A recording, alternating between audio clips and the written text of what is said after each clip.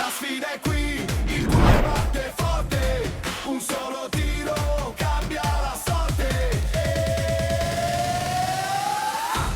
Penalty, il gioco si decide qui. Penalty, emozioni fino all'ultimo sì. Penalty, ogni istante è magia. Penalty, la vittoria è energia. Penalty.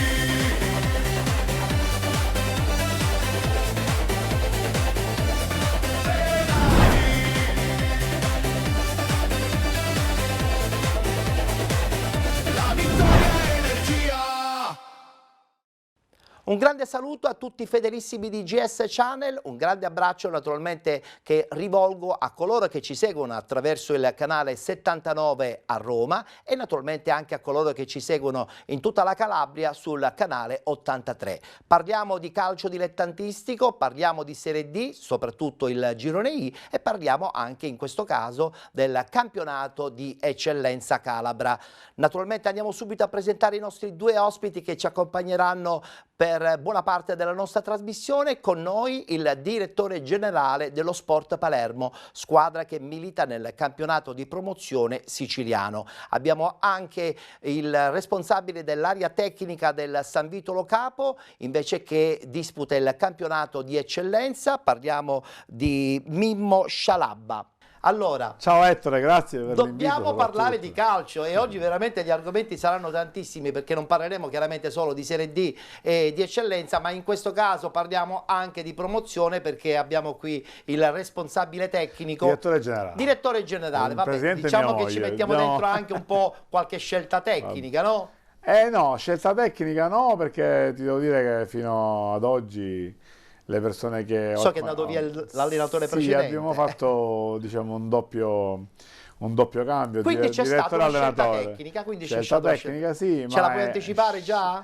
Durante la puntata. Dopo la prima pubblicità assolutamente sì, perché ormai è quasi ufficiale sia il nuovo direttore che il nuovo tecnico. Benissimo. Campionato di promozione che sta andando, diciamo, discretamente bene, qualche risultato sì, zoppicante, però poi sostanzialmente credo che il vostro percorso sia quello di una salvezza sicura. Sì, noi siamo, diciamo che il progetto iniziale era quello di comunque cercare di arrivare nei playoff, diciamo, quindi non ce lo nascondiamo, dovrebbe continuare ad essere questo il nostro obiettivo. Chiaramente con cambio di guida tecnica capiremo dopo la partita di domenica, che è l'ultima di andata, quale sarà poi effettivamente la nuova versione 2026. Anche se noi abbiamo, ma insieme a altre 6-7 società, un po' di lamentele, perché ci hanno fatto un girone a 16 e non era previsto, ma era a 14. Effettivamente e per noi piccole fa tanto, sai?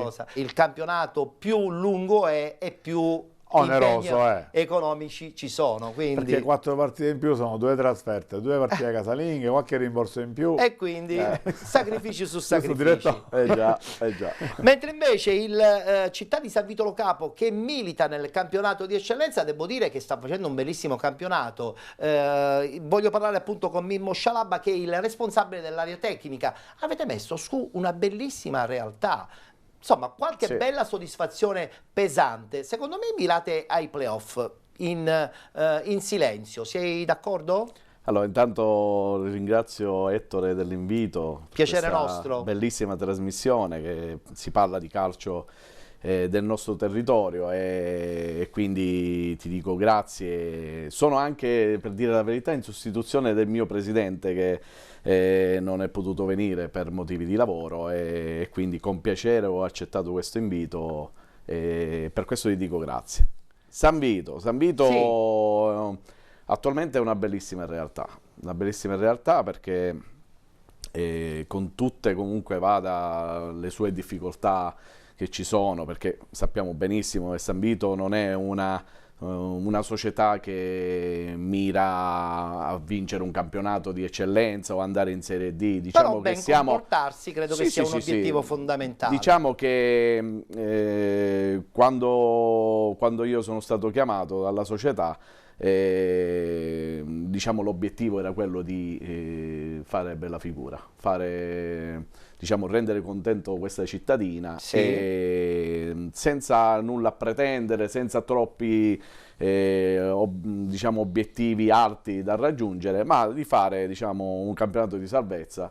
Anche perché già l'eccellenza è un campionato molto difficile È vero. sul Poi lato tra l'altro economico. questo girone A, quelle 3/4 squadre hanno speso tantissimo e quindi Sì, insomma sì. si va un po' in sofferenza per stare al loro passo, Bravissimo, no? bravissimo. Noi proprio per questo abbiamo fatto, te parlavi di miracolo, ma questo che abbiamo fatto noi è un gran miracolo, perché già essere lì con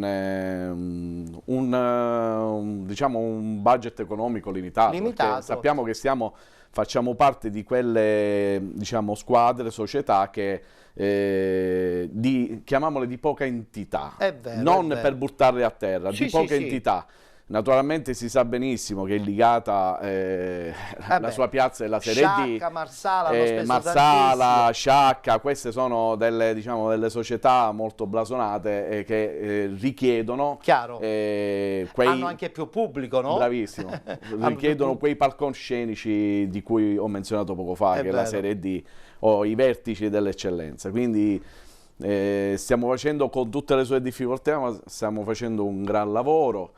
Abbiamo lavorato in tandem per la costruzione diciamo, della squadra, della rosa, con Vito Battaglia, con Mangiapane, a cui ringrazio immensamente per avermi accolto, diciamo, nella famiglia San Nella Vito. famiglia San Vito, In più certo. Giuseppe Lombardo E e poi in tutti gli questo altri momento siete anche dirigenti. abbastanza felici, avete vinto una partita, stiamo infatti guardando alcune immagini, a Castellammare, che è un campo sempre molto difficile, Sì. un Castellammare che soprattutto nella parte iniziale della stagione ha dimostrato di avere una bella organizzazione. Sì, Probabilmente non mira a vincere il campionato, però andare a vincere in un campo così difficile è sempre molto propositivo. Sì, lì ci siamo arrivati con una diciamo, panchina molto ridotta. Addirittura. Sì, molto ridotta in virtù di un paio di partenze che ci sono state, Vabbè, dei adesso arriva giocatori in dicembre, è uscita, classica la cosa. un paio di infortuni, c'erano pure, diciamo, e ci sono ancora tuttora in atto.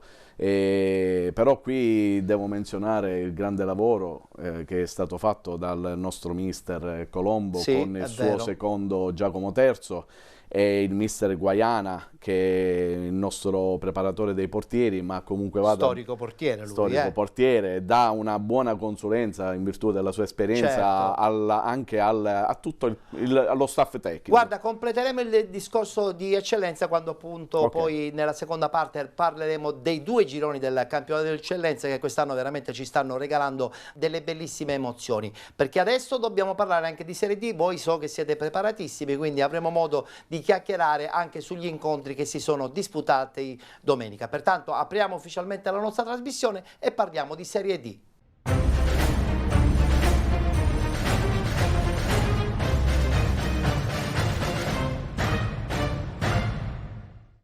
Abbiamo subito la schermata dei risultati delle partite che si sono svolte proprio domenica 14, eccola qua, Castrum Favara Paterno Calcio 1-1, Gelbison batte Enna Calcio 2-1, vince la Regina 1914 2-0 contro il Milazzo, perde purtroppo in casa del Savoia l'Athletic Club Palermo per 3-1, vittoria fuori casa del Città di Gela 2-1 contro la Vibonese, vince il Messina, un quasi big match contro la Nuovigia Virtus 1-0, pareggio della Nissa con il Sambiase, 2-0 della Ragusa ed infine Vigor Lamezia che vince 2-1 contro la San Cataldese. Una classifica che continua insomma a variare di settimana in settimana. Adesso in questa classifica della 16ª giornata troviamo il Savoia in testa con 31 punti, con 30 Nuovigia Virtus, 28 Nis FC, con 27 il Milazzo, 26 Athletic Club Palermo, 25 Città di Gela e Sambiase, con 24 la Regina 1914, 21 punti per la Vibonese, con 20 la Gelbison, a seguire 17 Vigor Lamezia e Castrum Favara, 16 punti per San Cataldese e Città di Acireale insieme al Ragusa Calcio, con 15 l'Enna Calcio, 13 punti per il Messina ed infine il Paternò che chiude con 10 punti all'ultimo posto purtroppo di questo girone I. Si giocherà anche domenica prossima, sarà la giornata prenatalizia, si giocherà domenica 21, Athletic Club Palermo Ragusa Calcio, Città di Ciriale Vibonese Calcio, Città di Gela Gelbison, Enna Calcio Castrum Favara, Milazzo Messina, Nuovi Gea Virtus Vigor Lamezia, Paterno Calcio Nis FC, San Biase Regina ed infine San Cataldese Savoia 1908. Voglio partire con una Serie D un po' strana, Ragusa che sta cercando di scalare la parte bassa di questa classifica per posizionarsi magari in una posizione più tranquilla in questo prossimo 2026, mentre invece il Città di Acireale incomincia di nuovo a risoffrire. Possono già partire le immagini di questo Ragusa che batte proprio il Città di Acireale 2-0. Io credo che l'Acireale deve assolutamente riorganizzarsi prima possibile, perché quelle di sotto spingono e quindi se tu ti trovi in una situazione negativa poi le difficoltà aumentano con il passare delle settimane.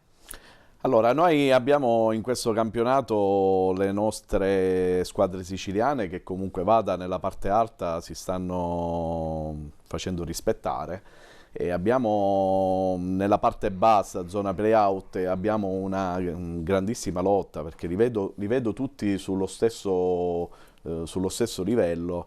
Anche se ne sono sicuro che il Messina riuscirà a tirarsi fuori, sì, no? Sì, Messina, sì. A parte che lo status societario è cambiato drasticamente, beati loro, no? in una maniera quasi inaspettata, perché quasi sembrava inaspettata. veramente Sì, quasi sì. impossibile che questo Messina potesse risollevarsi da quelle ceneri. Ma quella trattativa è durata già da tempo, c'è una trattativa che è andata alla lunga e finalmente, per fortuna nostra, della nostra Sicilia. Ma secondo te questo Acireale ce la può fare veramente se resetta un po' soprattutto la parte dirigenziale, perché vedo un po' di confusione su alcune dichiarazioni che un po' spiazzano la piazza ma contemporaneamente creano forse poco equilibrio all'interno dello spogliatoio?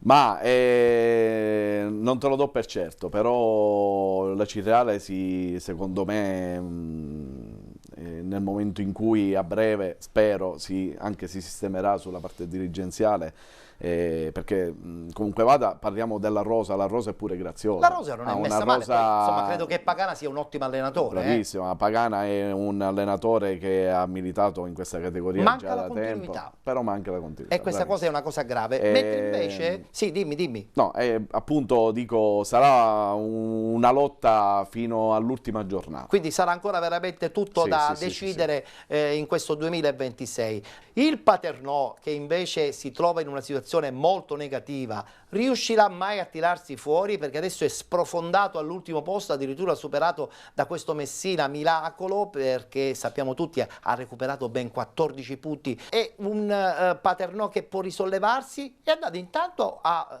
conquistare un punto pesante a Favara. Come lo vedi?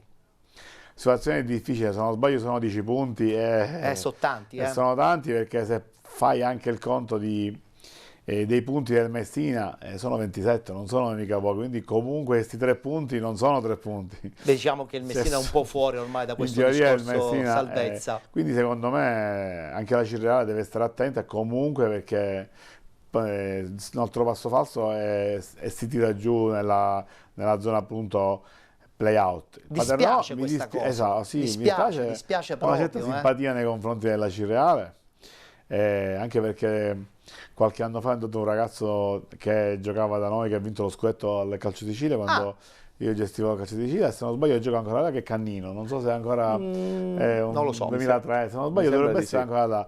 Un ragazzo in gamba che si è ritagliato il suo bel posto da tanti anni, è lì. Beh, sappiamo che Palermo, insomma, questa. in fatto di fucila di giovani ne ha lanciati tantissimi. Io da palermitano naturalmente spero che l'Athletic faccia, diciamo, il suo grande percorso, anche se è già un grande percorso. Chapeau a questi 11 uomini che hanno deciso di fare questa società importante, solida, tra l'altro è diventata ufficialmente la seconda squadra della città di Palermo.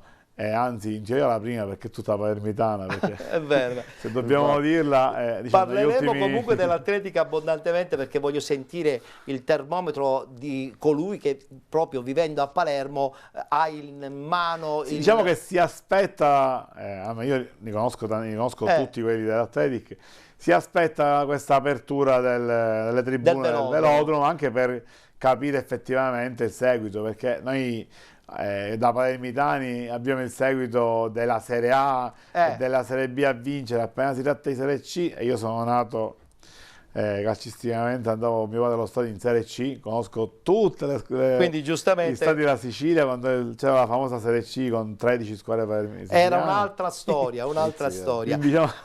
Allora voglio ritornare a parlare di questo Castrum Favara che pareggia 1-1 contro il Paternò. Guardiamoci il servizio.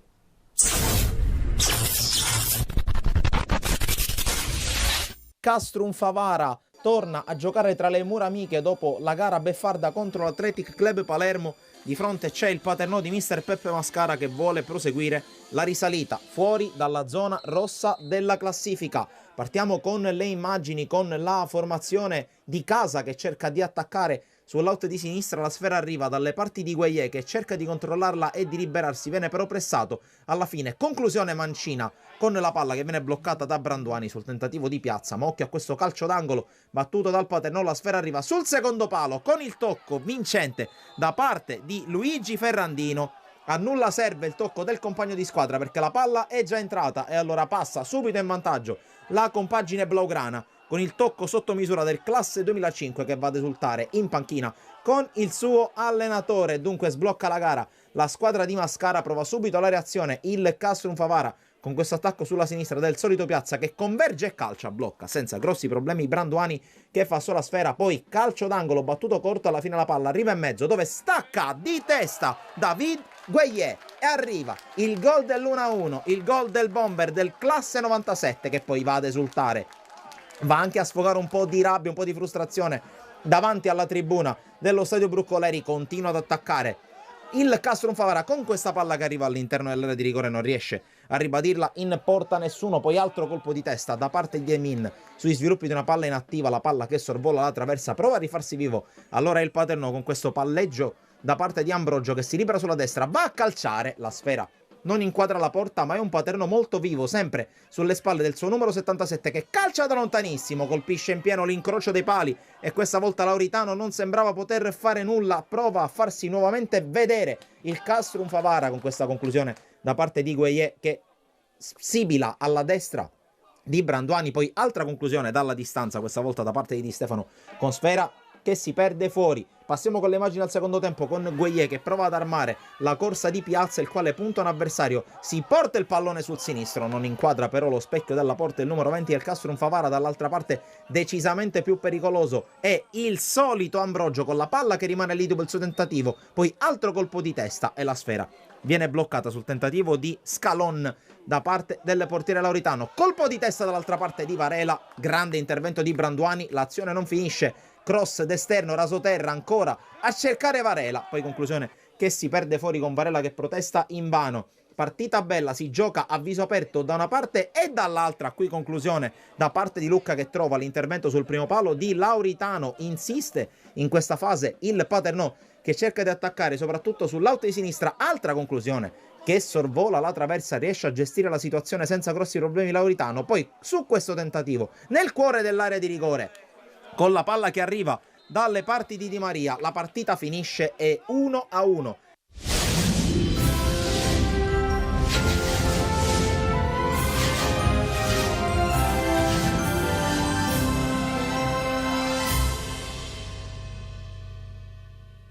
Paternò dunque che strappa un punto pesantissimo per rimanere ancora a galla in questa classifica del girone I del campionato di Serie D. Vedremo quello che succederà, sperando anche in qualche nuovo innesto, almeno questo era quello che un paio di settimane fa si augurava Beppe Mascara, il suo allenatore. Parliamo invece della Nissa e già scattano le immagini perché questa Nissa pareggia 0-0 con il Sambiase, inizio con Mimmo e dico Mimmo, ci aspettiamo molto di più da questa Nissa, perché in testa non corrono tantissimo, ma se tu non continui a vincere con continuità, ma porti a casa uno striminzito pareggio come ad esempio quello di domenica, rischi che comunque devi solo inseguire. Condividi?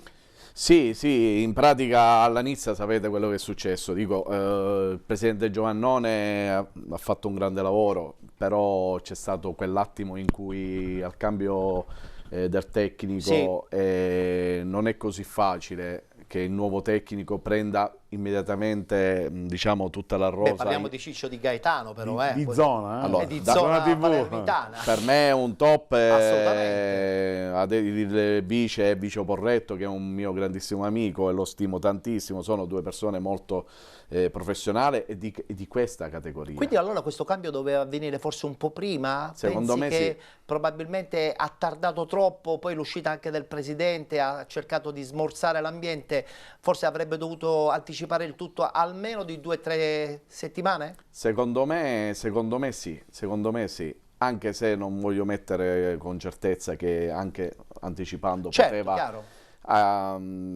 diciamo anche un allenatore, pur essere capace di gestire il tutto, ripeto, non è facile che subito diciamo inizi quell'empatia con i ragazzi, con i giocatori, Certo, perché ci poi vuole del tempo, ci c'è vuole del tempo. il lato tecnico è indiscutibile, Sì. da parte di De Gaetano e di Porretto, però sul lato psicologico, perché bisogna lavorare anche Chiaro, su quel lato. squadra che giustamente cambia allenatore, cambia anche comunque modulo di non è gioco, facile. rapportarsi Sì, sì, in sì. maniera diversa anche alle idee del Anche nuovo perché mister. ad inizio campionato la rosa iniziale non è stata creata da questo tecnico. Certo, ma dal precedente. Quindi questo già è molto importante per sviluppare un lavoro congruo, un lavoro fatto è bene. vero.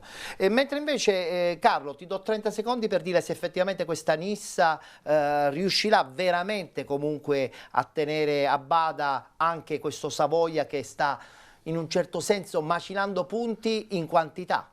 Ti devo dire sì, perché dico, come diceva Mimmo, Ciccio e Vincenzo, questo duo perfetto per le panchine, soprattutto secondo me di Serie D, secondo me non molleranno un centimetro e quindi secondo me Sei la Nissa fiducioso, arriverà. sei fiducioso, mi arriverà piace. L'obiettivo playoff sicuro, secondo me. Anche perché sappiamo benissimo. Anche perché è strutturata. Appunto, strutturata, no- Cioè, non una manca società nulla. come quella, chapeau, stadio, Non manca nulla. presidentone, chiamiamolo presidentone, presidentone. Non manca nulla, non manca E nulla. poi pubblico, e che, Pubblico. dico, Fa tanto. il fa fattore tanto. pubblico anche alla Lupi a San Vito, comunque la domenica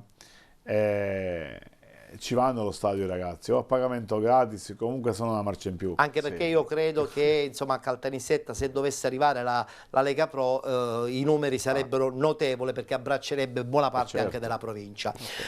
Molto pagina, perché devo parlare anche purtroppo di un'altra sconfitta per l'Enna Calcio in casa della Gelbison. Guardiamo il servizio.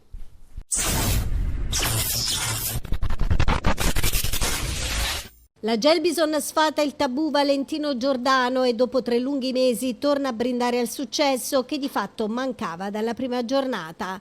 Il ritorno alla vittoria arriva contro l'Enna. L'approccio al match per gli uomini di Agovino è inizialmente impacciato, poi però dalla bandierina Semeraro pennella un cross al bacio per la testa di Russo che insacca e sblocca il match a favore dei rossoblù cilentani.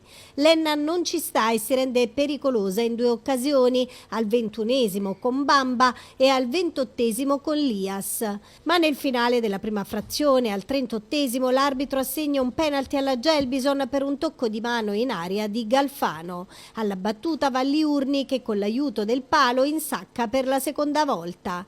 Nella ripresa l'Enna parte decisa a rientrare in partita e al 7° vede premiare i suoi sforzi con la rete di Montero, lasciato libero di battere sotto misura con un preciso colpo di testa. I siciliani capitani provano a spingere, ma la Gelbison tiene botta. Lenna, solo nel secondo dei 6 minuti di recupero, va vicino al pareggio con la palla che scheggia l'incrocio esterno su tiro di Lias. Poi il triplice fischio fa esplodere la gioia del team cilentano. Per effetto dei 3 punti guadagnati, la Gelbison sale a quota 20, allontanandosi dalla zona rossa della classifica, e può concentrarsi in modo sereno sulla trasferta di Gela, che domenica chiude il girone di andata.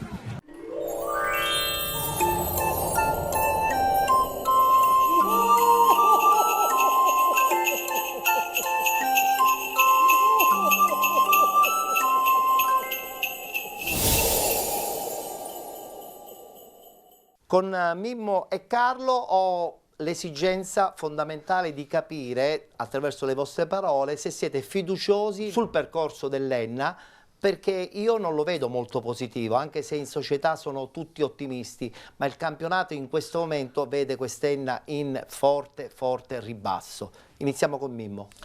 Allora, l'Enna è una squadra molto altalenante. Essendo così non riescono a buttare fuori, diciamo, un campionato omogeneo, quindi E la continuità è fondamentale. La continuità è fondamentale, quindi naturalmente ci sono tante squadre siciliane laggiù. Anche troppe, direi. Anche perché ce ne sono troppe all'interno del anche girone. Perché il girone, dico, Di Sicilia. è popolarizzato, diciamo, È vero, dalle nostre, è quindi vero. qualcuno purtroppo Lo perderemo per strada.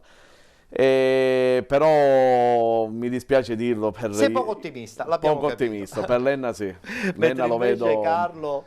Diciamo Sei che sulla io stessa purtroppo linea. mi devo accodare al suo pensiero, perché comunque è quella che secondo me ha meno risorse umane per cercare di aggrapparsi quantomeno a fare i play-out, o comunque cercare di vincere o addirittura non parteciparne, che sarebbe secondo me un grande successo, perché poi le altre, San Cataldese abbiamo detto che poco potrebbe fa, farcela. il Messina con questi 27 punti dovrebbe uscire, penso, a mani basse, chiaramente una probabilità. Beh, diciamo pure che c'è tutto il girone di ritorno, Ci sono altre quindi 15 anche un po' di partite. ottimismo lo dobbiamo Ci può essere dare qualcuna anche che alle molla, per siciliane. carità, perché mollano, però i numeri dicono che sono, se non sbaglio, su 70-80% di squadre sono siciliane, quindi Sì. purtroppo Ne perderemo qualcuno per strada. Mentre invece non stiamo perdendo per strada il Gela, perché il Gela, nel frattempo possono già partire le immagini, vince addirittura in casa della Vibonese, e secondo me, un po' inaspettatamente, qui sento anche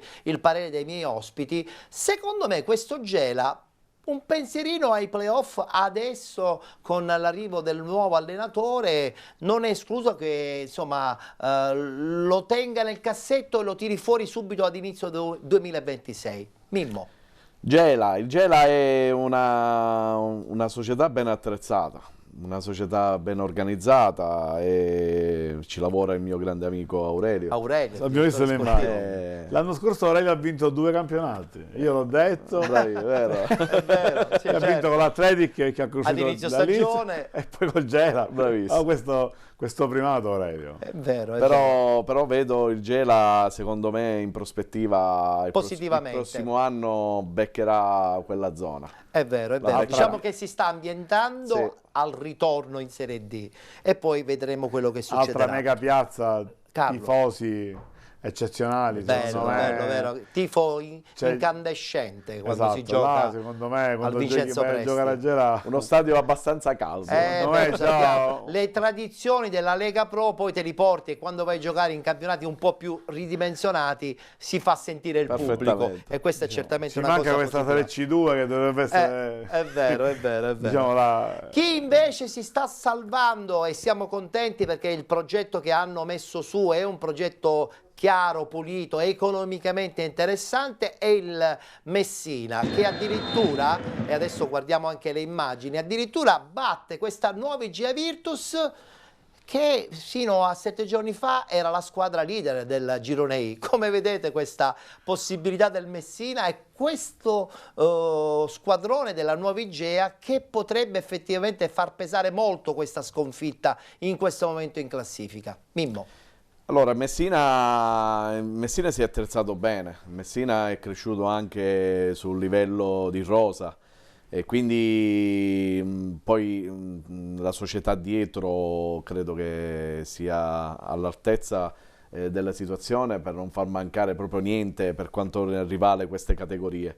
E la spuntata, sì, la spuntata, ci può stare anche il piccolo calo dell'Igea. Però è anche vero che la Nuova Igea ha fatto un grandissimo E questo voglio dire, incontro voglio in casa dire, per me del quelle- Messina. È stata anche un po' sfortunata, Sì, le sì. immagini parlano chiaro. È stata una partita creata da alcuni episodi, È il gioco del calcio, succede. fa parte del Anche il gioco del portiere, calcio. vedo alle immagini, Sì. ha salvato Sì, Sì, sì, tanta sì. roba. Sì, E insieme al Milazzo quest'anno hanno fatto il grande miracolo. Hanno Cioè, fatto il fino grande adesso miracolo. hanno fatto un grande lavoro Certo. e secondo me non voglio dire che succeda, speriamo di no, ma il Savoia Il Savoia ha un passo più avanti di tutti. e infatti tra poco parleremo del Savoia, sì.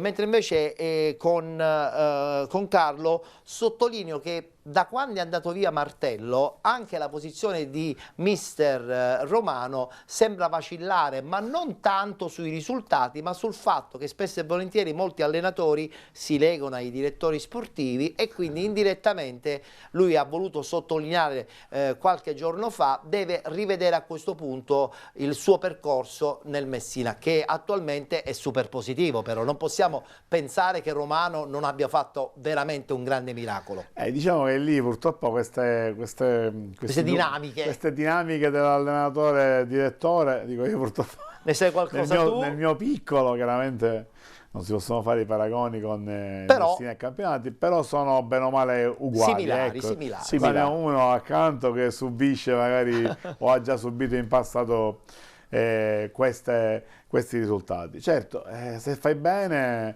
a prescindere, dico, il legame va bene, però se uno va e uno rimane, alla fine non succede. Non C'è è una la vecchia fine del canzone di mondo. Antoine, se fai bene ti tirano le pietre, se fai male ti tirano lo stesso le pietre, Quantomeno. non sappiamo benissimo a questo punto Quindi, quale sarà il secondo me, percorso. buon lavoro, i numeri sono quelli, alla fine il calcio, qualsiasi la categoria sia, contano i risultati. È Quindi vero, è calcio, Morzio, Fortuna, se hai fatto 27 punti, sono tantissimi. Parliamo adesso invece del Vigor Lamezia, se mi mandano le immagini, Vigor Lamezia San Cataldese, eccola qua, Vigor Lamezia che vince contro la San Cataldese, anche questa è una squadra che purtroppo sta un po' soffrendo, Sì. ma come mai? Cioè, aveva fatto dei punti pesanti all'arrivo del nuovo allenatore, adesso da qualche settimana purtroppo si è ritornati a soffrire, purtroppo in Serie D se non c'è continuità.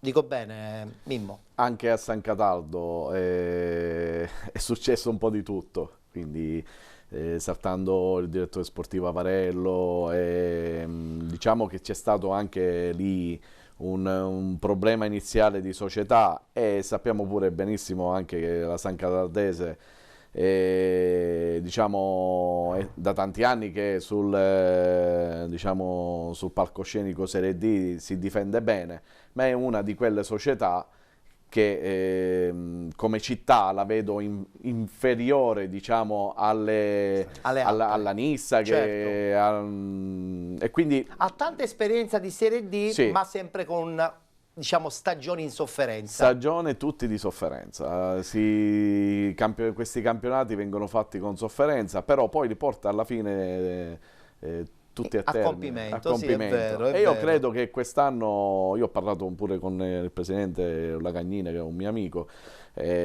secondo me ce la farà. Ce la farà. farà a sono fiducioso più sulla San Cataldese che non sul Paternò Sì, sì, è vero. o sulla Cireale stesso. Sulla Cireale Per stesso, me sì, San Cataldese condivido. è uno scalino in più di queste. Beh, d'altra parte anche negli scontri diretto, insomma, c'è stato anche un Sì. successo appunto da parte della squadra nissela. Tu sorridi però, No, perché- Carlo, non ti vedo... Allora no, Condividi quello che secondo ha detto Mimmo? Sì, sì, Eh. chiaramente come cittadina, ecco, è chiaramente un po' sotto rispetto a quelle che possono essere chiaramente... Vabbè, ma la Serie D è anche Sì, questa, ci sono esatto. quelle che sono diciamo una provinciale, ecco, importanti. della, Una della provinciale- Serie B, Serie A, Bravissimo. possiamo dire, però sta lì, ogni anno Cioè, mi sembra che in Serie D da un bel po' di anni. Sì, no? tra eccellenza e Serie D negli diciamo ultimi che anni. ha un presidente comunque un orgoglio, secondo me deve essere per questa piccola cittadina i numeri che riescono a fare ogni anno e soprattutto l'entusiasmo che c'è attorno alla squadra, perché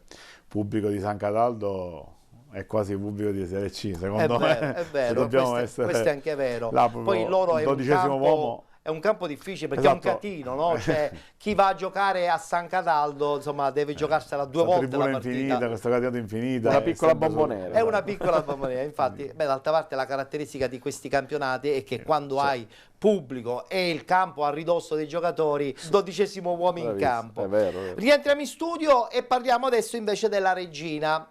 Un paio di settimane fa avevo detto attenzione alla Regina, il tempo che ingrana e vedrete che pian pianino questa Regina recupererà punti su punti. Tra l'altro adesso c'è anche il mercato e credo che la squadra di Torrisi sicuramente si rafforzerà. Intanto ha vinto uno scontro diretto tra una realtà che si chiama Milazzo e una voglia matta di rientrare da parte della squadra Amaranto. Batte il Milazzo 2-0, guardiamoci gli highlights e l'intervista ad Alfio Torrisi.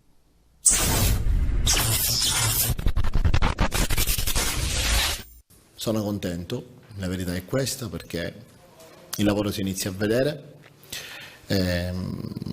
Rivedremo una brutta Regina quando capiterà, perché se lo impone la gara dobbiamo saperci adattare. Naturalmente oggi si è visto il lavoro di 5 settimane, che è un lavoro che H24 si fa, ma non penso soprattutto per la prestazione in se stesso, perché si è visto, cambiando gli interpreti, la qualità della manovra, la qualità di portare la palla in avanti, la qualità di fare la pressione, la maturità che ha avuto la squadra. Io penso che quello che si è visto nelle partite precedenti, soprattutto all'inizio, era normale e non ho mai pensato di voler vedere diversamente da quello che ho visto, perché per arrivare a fare queste prestazioni sono passate 7 partite e ci sarà un motivo. Nelle prime dovevamo pensare a fare risultato, a prescindere dalla prestazione, nella qualità del gioco, perché prestazione, ho detto più volte cosa intendo io. Siamo stati bravi e fortunati quando non avevamo questa possibilità di fare prestazione con la qualità del gioco, e siamo stati concreti e cinici. Oggi la squadra ha avuto questa possibilità, l'ha fatto e sono veramente contento perché si è fatto veramente di qualcosa di importante. Oggi c'è stata una qualità di gioco abbastanza elevata, a prescindere dal discorso di Magri. Abbiamo fatto finalmente il gol d'azione che mancava. Abbiamo creato tanto, peccato, perché secondo me il risultato è un po' stretto per quanto hanno prodotto i ragazzi, nulla togliendo al Milazzo. Il modello di gioco si inizia a intravedere perché il lavoro inizia a dare i suoi frutti. Il lavoro deve essere funzionale alla squadra e non al singolo, in modo che quando capitano partite come quelle di oggi, dove si cambia tanto, realmente non si cambia niente, perché se noi riusciamo a cambiare soltanto i giocatori, ma li mettiamo all'interno di un progetto tecnico-tattico ben delineato, i risultati sono questi. E io di questo ne ho avuto esperienza anche nel passato, quando soprattutto 3 anni fa a Trapani avevamo una rosa di 26-27 giocatori importanti, avevamo la partita di Coppa o di Pool Scudetto e durante la settimana avevamo 3 partite in una settimana, cambiavo tanto e la squadra faceva sempre la stessa prestazione.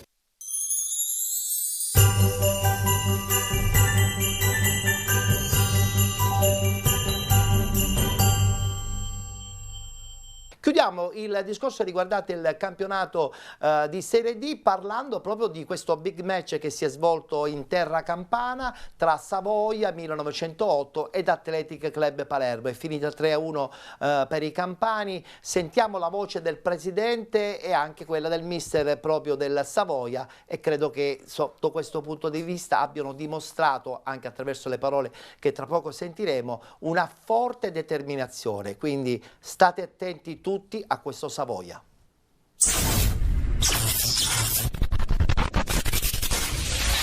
Possiamo dire che oggi siamo primi in classifica contro il parere di tutti i grandi esperti che vanno in queste trasmissioni, che parlano di altre società. Oggi siamo primi, ci godiamo questo momento, siamo al Giro di Boa, domenica c'è l'ultima partita del giro di andata, però siamo soddisfatti di essere primi e dobbiamo anche dire che ci sono state qualche punto che probabilmente con un po' più di attenzione oggi saremo un po' più sopra, però partiamo da questa partita, partiamo da questo primato in classifica. È una bella squadra, siamo forti e quando si è forti alla fine si vince sempre. Certo, aspettiamo ora godiamoci questo primato, avremo tutti i professori nelle trasmissioni che nomineranno altre squadre, ma noi siamo al primo posto per il momento. Fino ad oggi ho cercato di mantenere un profilo basso, ora cerchiamo di dire come stanno le cose. Siamo primi, manca una partita dal Giro di Boa, il campionato è lungo, però noi ce lo giocheremo fino alla fine e noi come società saremo presenti anche sul mercato qualora ce ne fosse bisogno. Per me il Savoia ha vinto una grande partita contro una grande squadra, una squadra che ha messo in difficoltà tutte le altre e noi onestamente abbiamo fatto una partita straordinaria partendo in svantaggio dopo soli 4 minuti e facendo 90 minuti stratosferici. Per me oggi sono troppo contento e sono troppo orgoglioso di questi ragazzi, così come lo ero stato domenica scorsa a Barcellona. Io credo che stiamo facendo un percorso incredibile e bisogna dare atto a questi ragazzi di essere sempre sul pezzo, qualsiasi cosa succeda, e io ovviamente sono orgoglioso di guidarli oggi.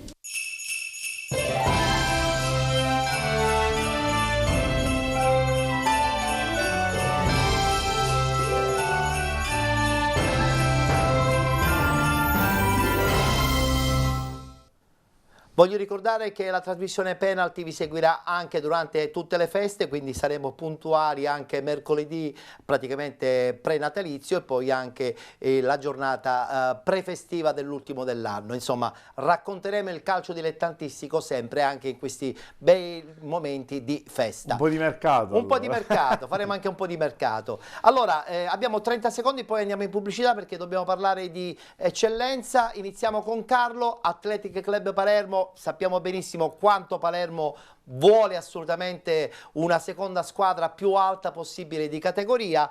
Tutto questo però ci vuole del tempo, ci vuole della gradualità. Un paio di settimane fa è venuto qui Clemente per dire abbondantemente che il loro progetto è raggiungere la Lega Pro, però è anche vero che questo è il primo campionato di Serie D e a tutto, dico a tutto, c'è tempo. Certo. Considerando che loro vengono da un paio di stagioni vincenti, ci sta pure che magari uno vuole azzardare un'altra vittoria di campionato, magari in Serie D. Beh, facendo anche i playoff sarebbe un gran successo. Esatto, già secondo me facendo i playoff, come appena detto, già sarebbe veramente un gran successo, perché comunque è la prima volta nella storia dell'Atletic che partecipa a un campionato di Serie D, e quindi quasi Serie C, perché praticamente guardando le squadre dobbiamo dire che tra squadre ex blasone hanno fatto quasi tutta la Serie C, se levi un paio di siciliane con grande successo, tutte hanno fatto la Serie C in questo insomma ti vedo ottimista anche, no, sono ottimista, non tanto per quest'anno ma per la prossima stagione. Noi palermitani, che non siamo invidiosi e siamo davvero pochi, possiamo essere solo felici se un'altra società possa portare un po' di professionismo in città, visto che noi non abbiamo mai avuto anche alla perché fine, si crea un indotto e tu che fai ad esempio il settore giovanile, per te potrebbe essere la manna. Spazio a dei ragazzi che purtroppo sistematicamente cercano fuori dalla Sicilia, hanno poche possibilità, qualche prova, ecco, per giocare a calcio. Purtroppo noi questi siamo. Le strutture sono quelle e quindi bisogna tenersi quelle. Mimmo, Athletic non tanto per quest'anno ma sicuramente le basi solide per la prossima stagione, come diceva appunto anche Carlo, veramente tentare questo salto, non dico verso l'ignoto, ma verso una realtà che può solo crescere. Allora, tutte le squadre secondo me vivono di programmazione, quindi secondo me sarebbe bello da palermitano, Certo, che abbiamo, no, io direi da siciliano da anche. siciliano, Anche perché la rosa, però, dico, però da palermitano, che già l'Athletic Palermo, perché per me quest'anno è stata comunque una diciamo, non me l'aspettavo che l'Athletic già potesse essere giocasse già alta. in quei vertici, Sì.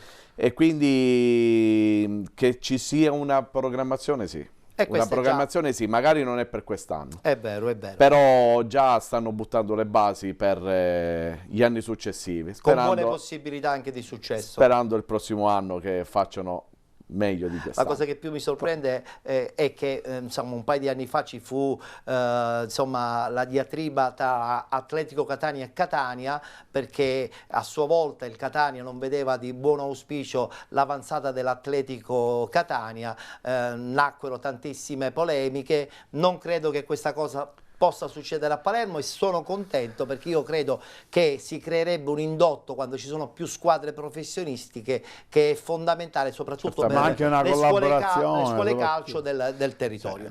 Siamo in chiusura, siamo andati velocissimi perché avevamo veramente tantissimi argomenti, ma devo ritornare a parlare giustamente della realtà Sport Palermo, e lo faccio con il direttore generale, lo faccio con Carlo Valenti. Allora, ci vuoi svelare il nome del nuovo allenatore? allora, intanto giusto ringraziare chi fino a settimana scorsa stava in panchina, chiaramente un grandissimo uomo, un grandissimo mister che è Claudio Grimaudo, 300 partite in Serie B, penso mica che poche, sono poche, detto cavallo pazzo, e anche il DS Gaiano, chiaramente che vanno via insieme praticamente. vanno via praticamente 7 giorni di distanza.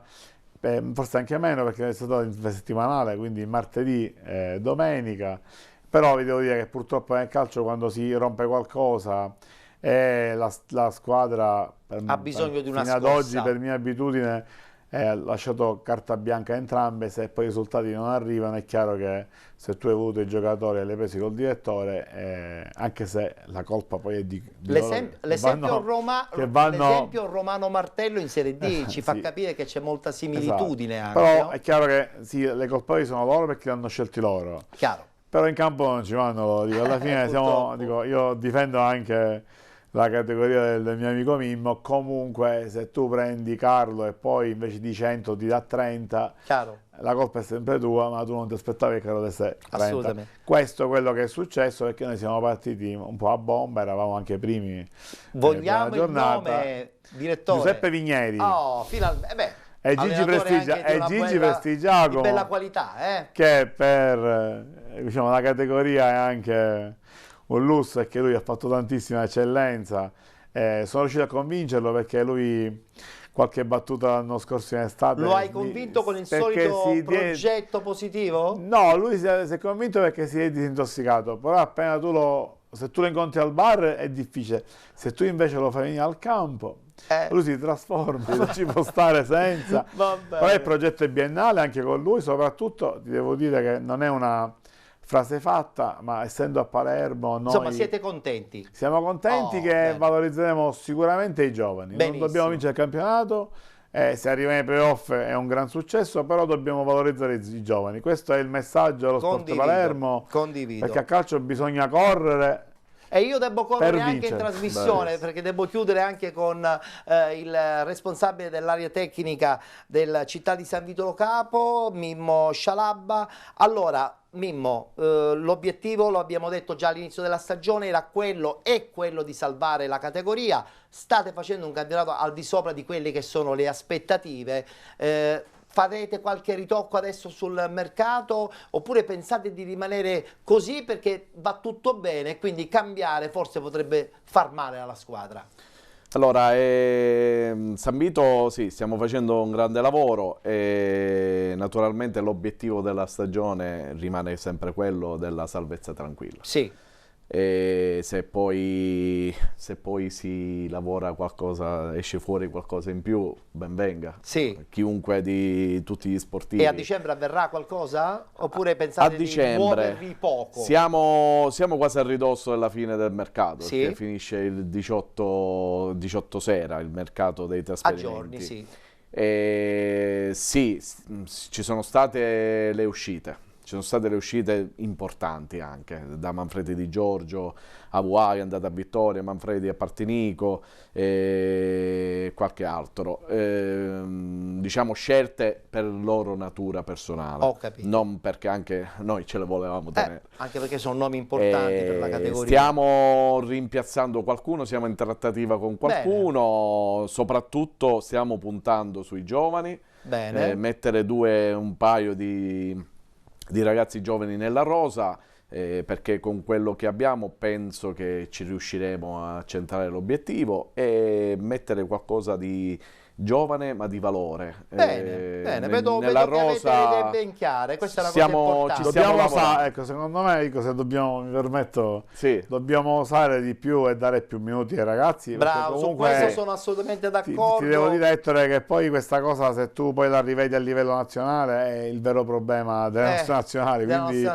Diciamo che dovremmo anche bandire, secondo me, limitare anche l'utilizzo di ragazzi stranieri, senza nulla togliere a nessuno, però è anche vero che se un ragazzo del settore giovanile non va in prima squadra, non va perché magari possibilmente si è preso un ragazzo della stessa età ma di nazionalità diversa, e questa cosa un pochettino ci spiazza. Che poi diventa italiano. E diventa italiano. Molto favorevole ai giovani, questo è sicuro. Io sono piacevolmente contento oggi perché ho avuto veramente modo di chiacchierare a 360 gradi con due uomini di sport. Insomma, poi sappiamo benissimo che Carlo Valenti segue in modo particolare anche e soprattutto i settori giovanili, e sappiamo benissimo che lavoro c'è dietro alle spalle. Quindi io ti auguro un in bocca al lupo per il proseguo della stagione, un augurio per questo nuovo allenatore, con la promessa, e qui mi ci impegno io, di cercare di fare una bella trasmissione dove parliamo veramente soprattutto di settori giovanili, perché secondo me forse c'è poco spazio televisivo. Ti do pure un paio di nominativi da invitare. Quello non mancherà, sei maestro per queste cose. Esatto, grazie questo dunque da a Carlo Valenti. Valenti. A te, grazie alla redazione che conosco da tanti anni. Grazie anche a Mimmo Scialabba. Grazie mille, vi faccio gli auguri di buon Natale a tutti gli addetti ai lavori e non del mondo del calcio. Che sono in tanti. Che siamo in tanti. È vero, è vero. Grazie dunque ai nostri due ospiti, noi ci fermiamo, brevissima pausa pubblicitaria e poi subito dopo parleremo naturalmente del girone di eccellenza calabro.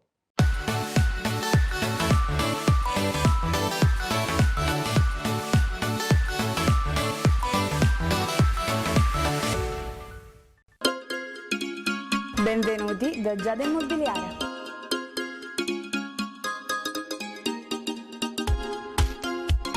La professionalità come punto di partenza, la qualità dei servizi come riferimento essenziale. Tutto questo è Giada Immobiliare di Giuseppe D'Antoni.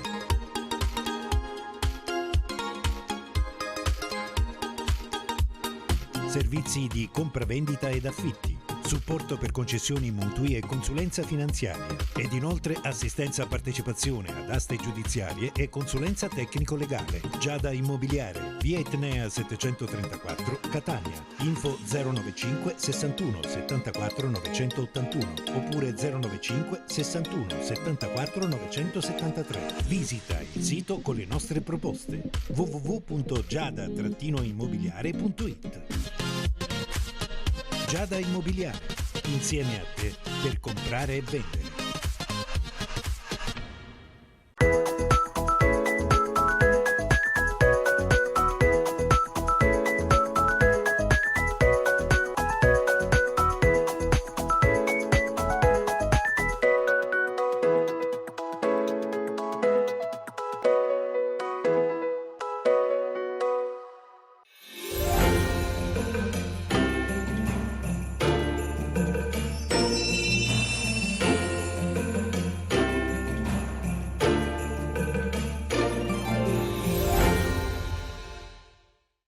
Eccoci rientrati dopo lo spazio pubblicitario, siete ancora con Penalty, la trasmissione che vi accompagna sul calcio dilettantistico puntualmente ogni giovedì sera a partire dalle ore 21 sulle frequenze di GS Channel. Partiamo con questa parte conclusiva della nostra trasmissione parlando del campionato di eccellenza.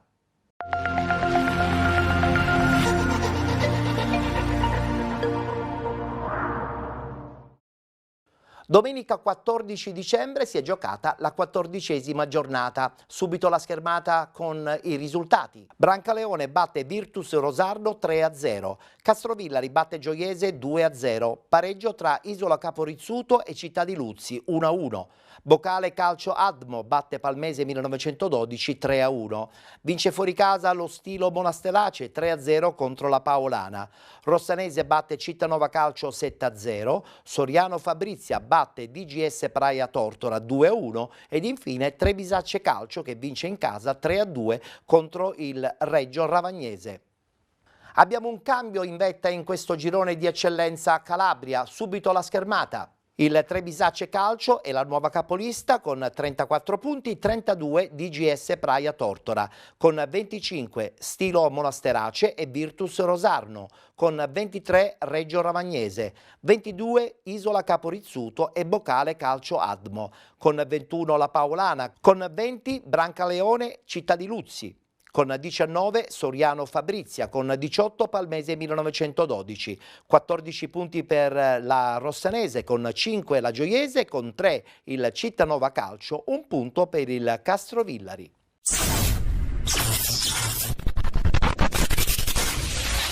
Proibito sbagliare non è il titolo di un film, ma quello che oggi non dovrà succedere in casa rossoblu dopo 6 sconfitte consecutive. Buongiorno e compagni devono a tutti i costi superare gli avversari ospiti penultimi e con l'acqua alla gola. Tutto questo sarà a SD Rossanese, Cittanova Calcio valida per la penultima di andata, la giornata numero 14 del campionato di eccellenza calabrese. Un saluto dallo Stefano Rizzo, da Rosario Buontempo, squadre che hanno appena fatto il loro ingresso in campo. Non c'è ovviamente il pubblico delle grosse occasioni, ma comunque si fanno sentire i tifosi della Rossanese. Intanto è partito il match con il possesso di palla del Cittanova, c'è subito un lancio in avanti con la copertura di testa da parte del nuovo arrivo Pizzoleo. Va Etus, è solo, Etus, sinistro debole. Il tocco è verso Fioretti che aggancia, va Fioretti, prova a superare Valente, non ci riesce. Misuri cerca e trova riconosciuto, il quale aggancia, mette giù, va riconosciuto, sinistro ma debole.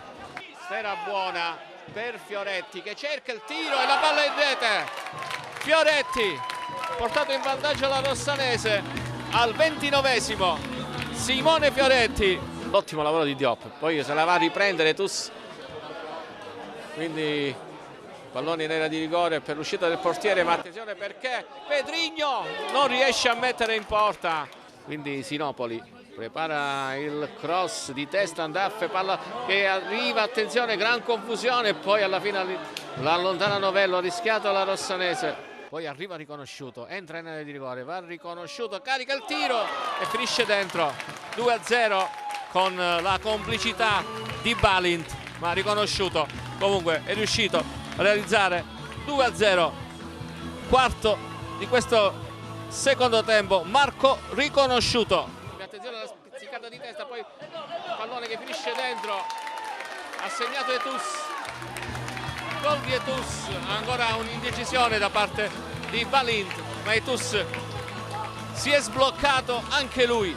4 contro 3, porta palla Pizzoleo, la potrebbe dare ad Etus, servito Etus, il quale mette in mezzo per Fioretti che controlla e mette la palla nell'angolino.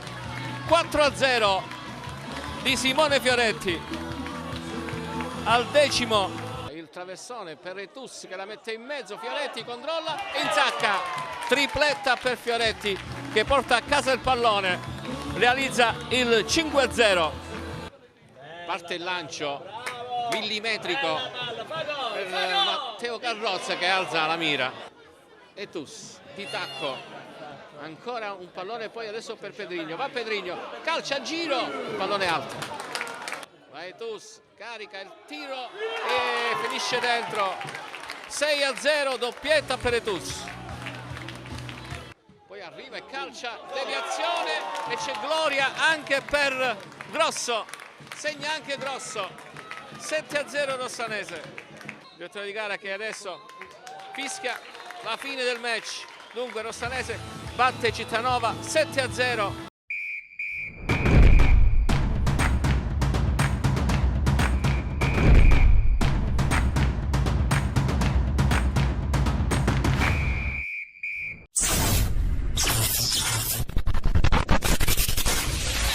siamo allo stadio Alexandra Primerano di Soriano, in provincia di Vibo Valentia, per Soriano Fabrizia DGS Praia Tortora. Capovolgimento di fronte su questo rilancio da parte di Condomitti, poi palla che non è uscita secondo l'assistente, allora la prosecuzione da parte di Martinez e Gonzalez che in copertura ha dovuto concedere questo calcio d'angolo, allora con il Soriano Fabrizia che può rendersi pericoloso dalla bandierina, forse uno scambio a due. Ecco la tagliata in aria, cerca di staccare Micelli, non ci arriva, dall'altra parte però la raccoglie Flores, la rimette in mezzo ancora per Micelli, palla sul palo e poi in rete per il vantaggio del Soriano Fabrizia. Siamo riusciti a vedere chi poi ha fatto il tap-in vincente per il Soriano Fabrizia, che sblocca così il risultato su azione di calcio d'angolo. Palla larga per Petrone, affrontato da Curcio, palla in mezzo, attenzione a Lupacchio, non ci arriva davvero per poco il numero 16. Ora Marino cerca la percussione personale, guadagna metri, ancora Lupacchio, palla in mezzo per Dominguez. Federico ci prova al volo, attenzione ancora la Flores che poi perde il tempo, ma brivido davvero per la DGS Praia Tortora. Flores dall'altra parte prova a districarsi, ne ha due addosso, riesce a lavorare questo pallone all'indietro sul quale arriva Micelli. Poi attenzione all'indietro, anticipo da parte di Marino, ma arriva a rimorchio ancora Flores, palla che vaga un po' nell'area di rigore, poi Baggini, calcio di rigore. Azione davvero molto confusa, poi c'è stata questa palla vagante nell'area arrivata a Martinez, l'intervento di Baggini che protesta, parte Raso e trasforma il calcio di rigore, battendo Piccioni alla sua destra per il 2-0.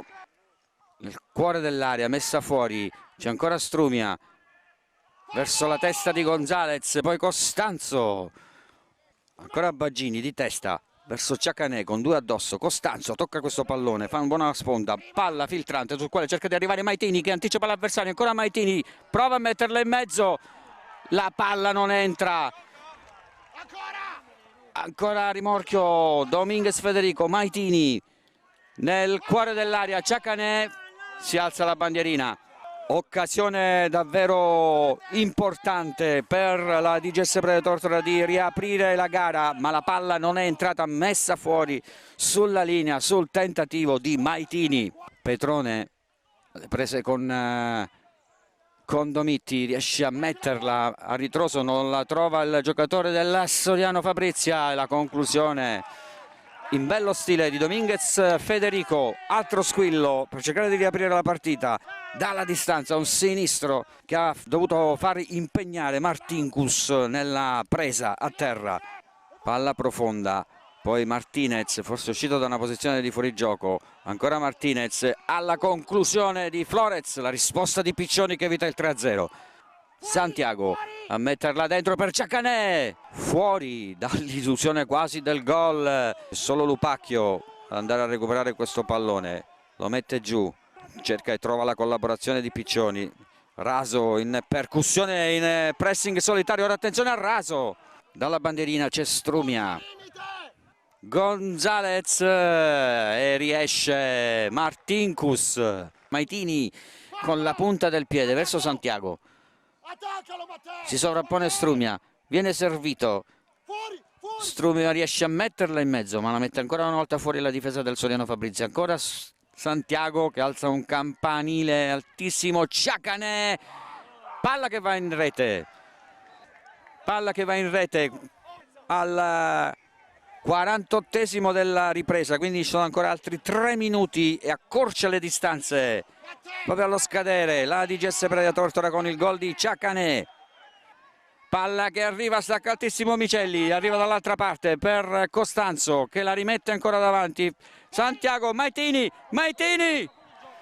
ed è fuori gioco. Su questa azione arriva il triplice fischio, finisce 2-1 per il Soriano Fabrizia, i gol nel primo tempo al 15esimo e poi il raddoppio di Raso su calcio di rigore. Ciacanè allo scadere per la DGS Praia Tortora e dall'Alexandra Primerano di Soriano è tutto.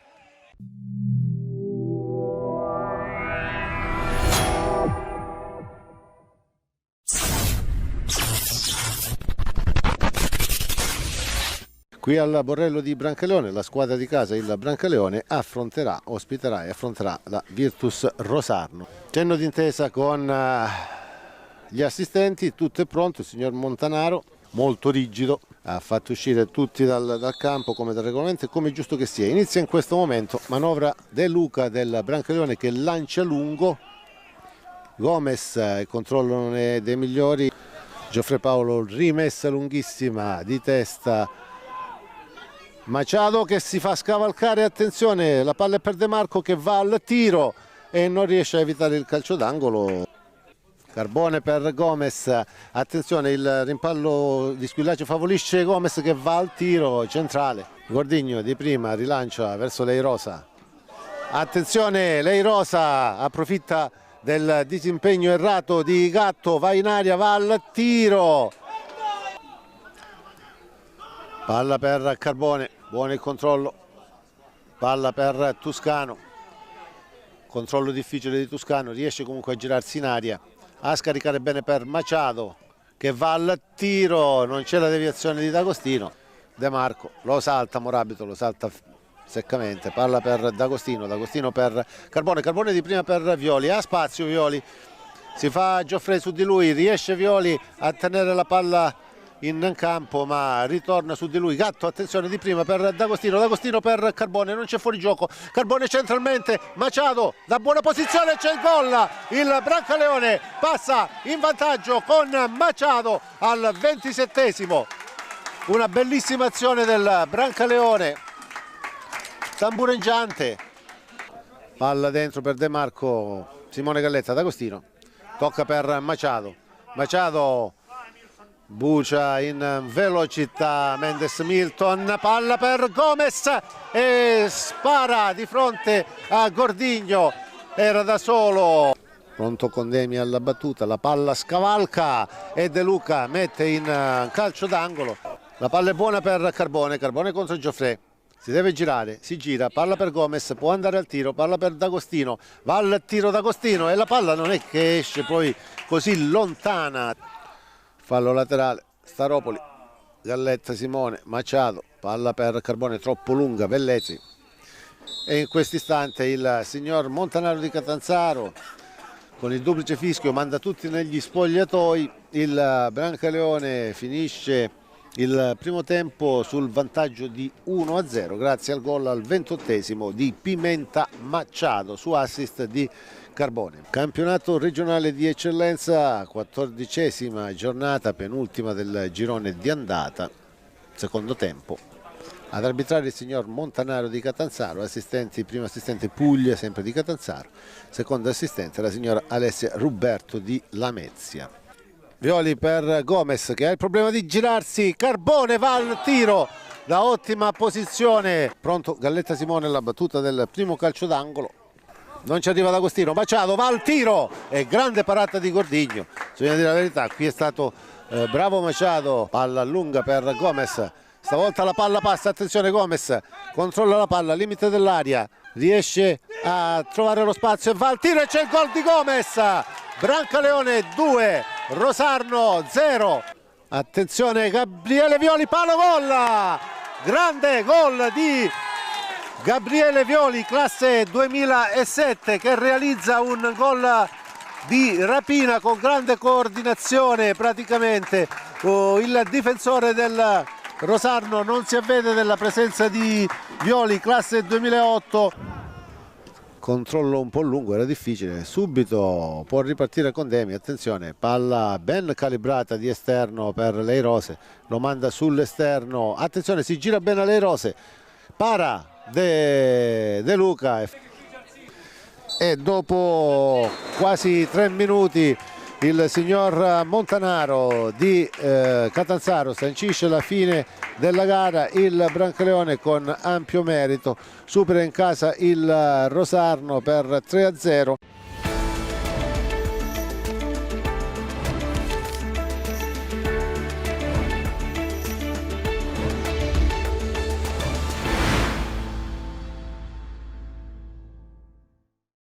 Con le immagini riguardanti il girone calabro del campionato di eccellenza, noi chiudiamo qui la puntata odierna di Penalty. Grazie per essere stati con noi, vi auguriamo chiaramente a tutti voi un buon Natale, un abbraccio forte, ci vediamo giovedì prossimo.